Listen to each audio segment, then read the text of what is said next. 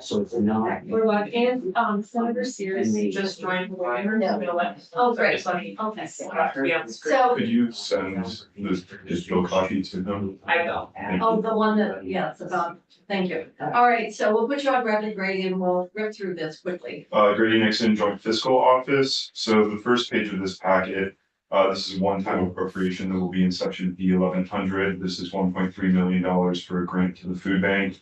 Of that, 1 million shall be distributed proportionally to the food bank's network partner food shelves. Can I ask, when we say proportionally, what are we? Some might serve a lot more people than Yes. others. So if you had one in Wolcott versus one in Burlington. I'm wondering, is that clear enough? They've been running under that. They've been doing some of this anyway, Okay. grants, I believe. Yep, No, they have. said. Yep. Good. The following page, this would be a section B 1104.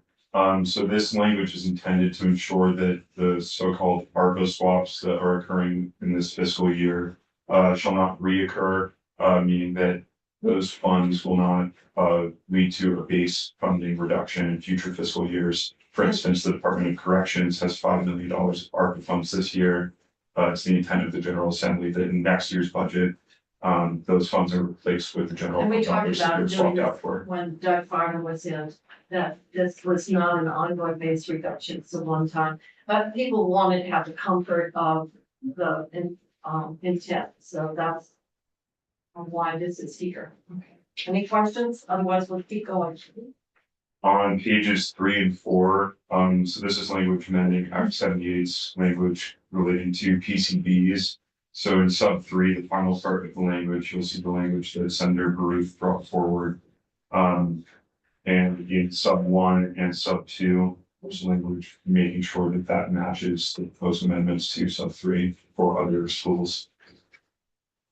So that they're all being treated the same. Is that all right with you, Senator Brewer? That looks good, thank you. Now, Burlington has its own. All right. What's that? Burlington's got its own. All right. Page 5. On page 5, so this is increasing the reversion to the education fund from universal meals in FY24. So this is increasing that reversion by $2.6 million.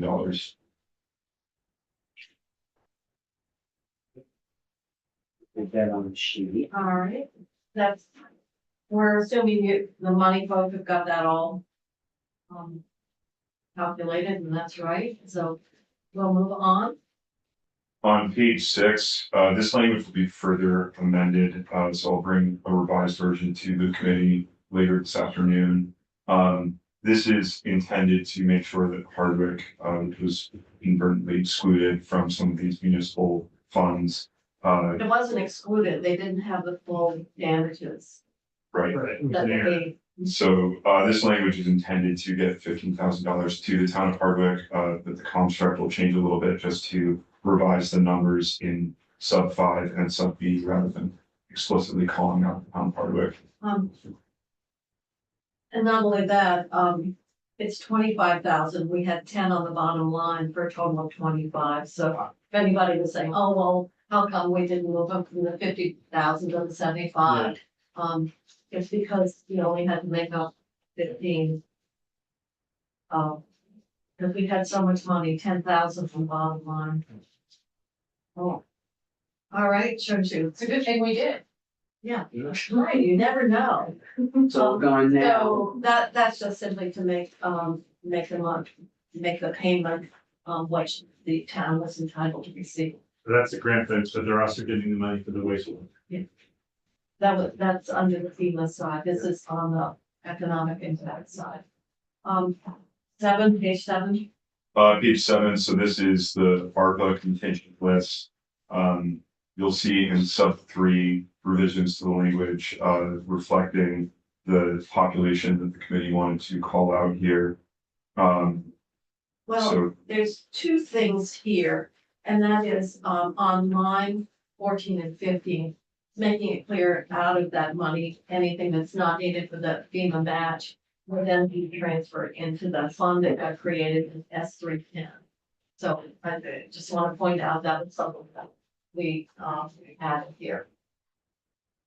And then in sub three, that's where individuals who are eligible to receive Medicaid funded home and community-based services are mentioned.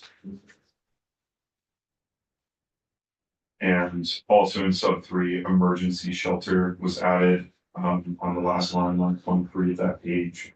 So permanent homes and emergency shelter for those experiencing homelessness. Now, I had a question. Did, Emily, where's Emily? She just left. I'm trying to crosswalk with, the housing bill that's coming out of economic development. And, we had a request from, VHFA for, 1 million to go toward first-time home buyers. And I'm just wondering if we should, maybe that's done, I guess, middle income home ownership is probably, Well, they're listed on, thing. It's number 4. yeah. I don't believe that the middle income home ownership development program is the same as the first time home ownership program. No, but we had a request, from, VHFA for $1 million. I'm just wondering whether we wanted to allow any of that money to be used, in that way. To simply add that program to sub 4. Wouldn't give them any more money, just simply allow, and I do have the request somewhere,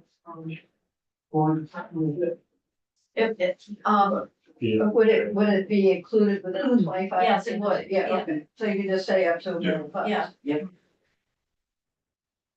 Okay, And if it's wrong, we can always, negotiate it, because it's not in the House pass for, but something that's requested. And who would that request have come from? Emily, sorry, VHFA. Yeah. Who is the executive director? Mara Collins. It came from Laura. okay.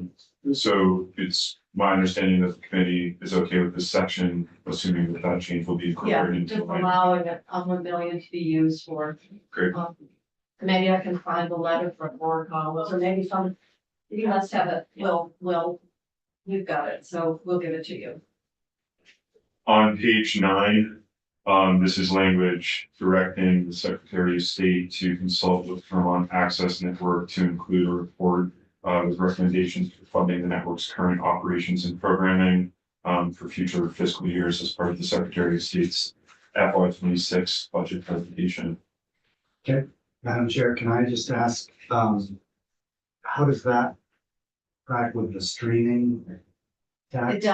It does, because now we're making an appropriation to the Secretary of State's office. Understood, but this is to come back with recommendations for, I know, this is not, really what I wanted to do is, we know that we've been giving them 1 million in bridge money. We know that just like any operation, there's gonna be increased costs. I really wanted to have language that they would bring back an operating budget, to support their, existing operations. Obviously, people can say, well, we'd like to do more, and we can say, well, yes or no. So what I wanted was, really an operating budget to be submitted, for that purpose. because that's not exactly what this says. No, I know it's not what it says. Yeah, this is, yeah, Yeah. Okay. so this is the language here from Laura Collins.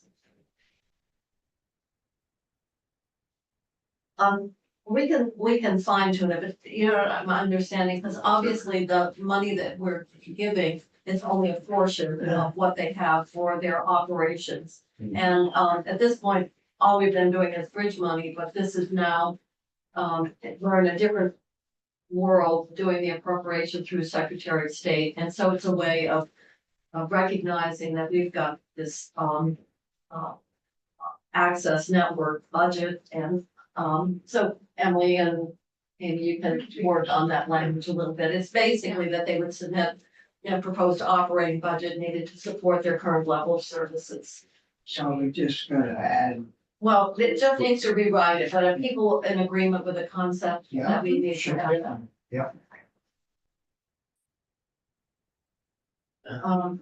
On page 10, this is language relating to the changes to the Medicare savings programs.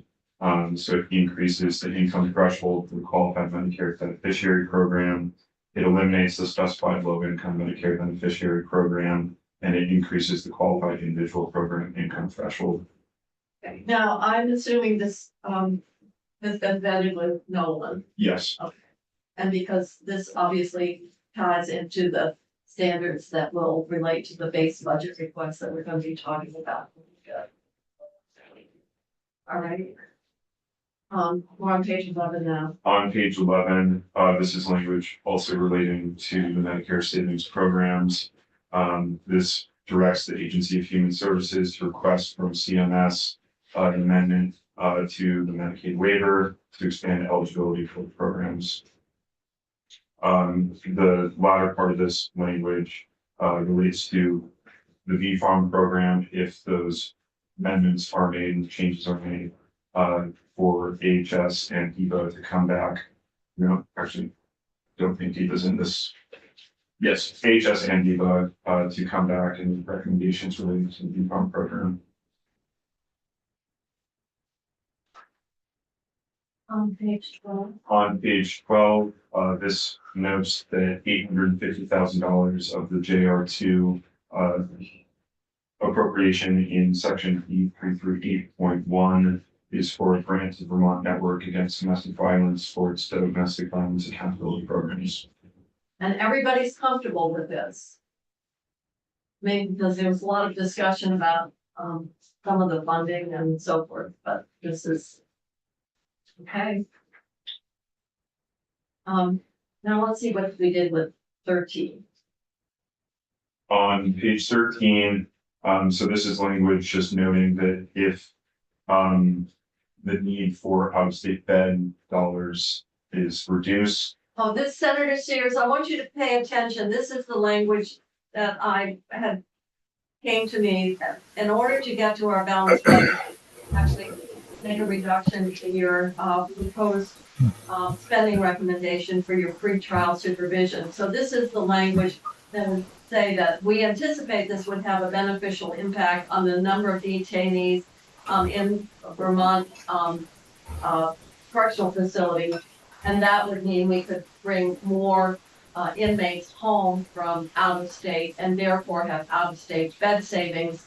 And the extent to which we are reducing those pretrial bed usage and get those savings, then we would then be able to step up this program when those savings are experienced. So take a look at it. It's my attempt to get into words what I discussed with you. Is it on our website? Yes, it would be. Okay, I'll look at it. Okay, it says, and it's out of bed savings, I guess we have, pretrial supervision program. It says to the extent that the need for general fund dollars appropriated to DOC for out of state beds, those should probably be hyphenated. And B339 of this act is reduced. In other words, there's a reduction. It is the intent of the General Assembly that these funds be reappropriated to the Department of Corrections for pretrial supervision for the pretrial supervision program. Okay, but it just needs to be separate from the regular justice reinvestment money.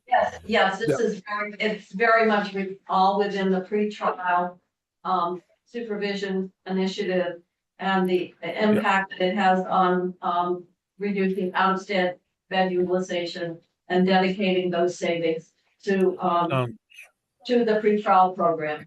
Sounds fine to me because we expect that there will be anybody who's on home detention will be not in jail. Therefore, that saves a bed. Yeah, so that was our way of saying we think there'll be a beneficial impact and kind of putting a fence around those reduced beds that are derived from this new initiative, this expanded initiative. Okay. So, okay. And now we're down to 14. So the final Page piece of 14. language in this packet, is for the Green Mountain Care Board to contract with an entity for a reference-based pricing analysis. To analyze commercial medical claims for inpatient and outpatient hospital services incurred by active and retired members and their dependents in the state employees health benefit plan. To determine what savings, if any, could have been realized in the period between 2018 and the most recent year the data is available. If savings would have been realized if there a reference-based pricing methodology had been in place. Now, we received a number of requests from VSEA. This was the one they had first, and that is reference-based pricing. It's something former Senator Ash always thought there was some potential here. And so this is to give the Green Mountain Care Board that's already doing some analysis, I guess, under contract with Graham, to do this work. VSEA also has requested 3 other studies, and I know they've talked to probably everybody on the committee that would have to do with our pension program. Each of those areas would require an appropriation of $25,000. And we're at the end of our list pretty much, but the other part, and this gets back to our discussion, and that is, I know from putting together that underfunding package of our pension and our OPEB, that the costs of our pension programs are very significant in this budget. And this gets back to our discussion about, are we going to study something when we are not at all prepared to add more costs? And I just want people to know that we've got the request.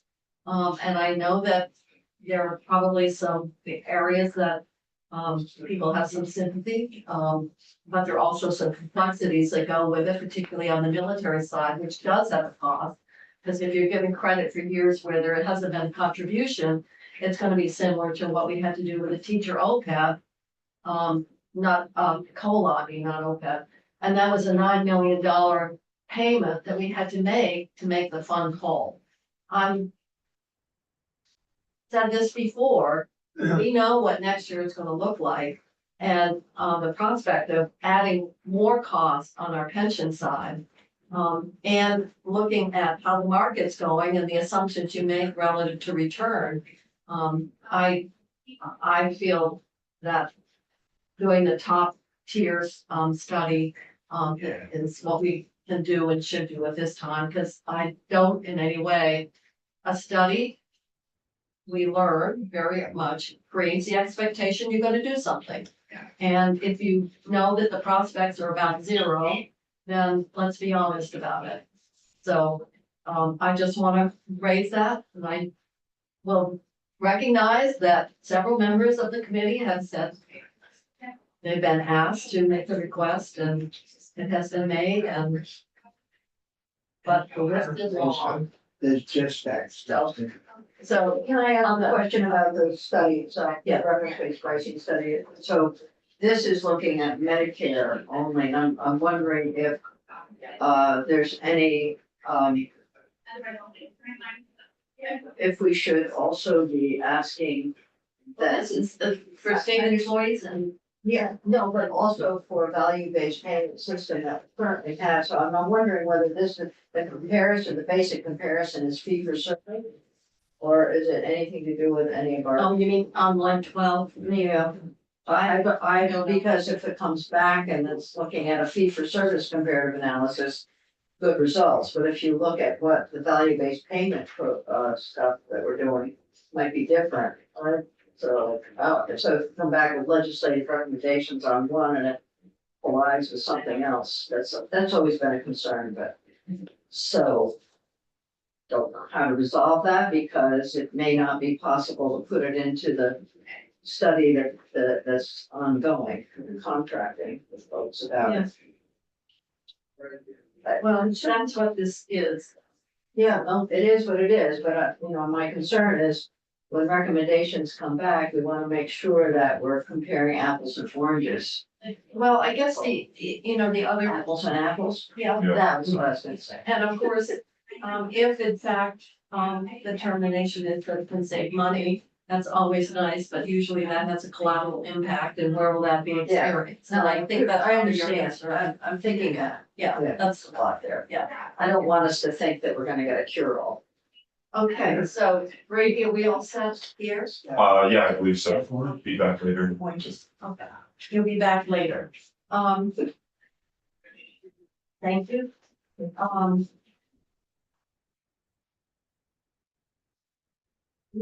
To, I do the base. okay, let's go to the dates, and then we'll go to Chris on the, West Castle also has some language for you to review. I don't know if you want to do it now or do that.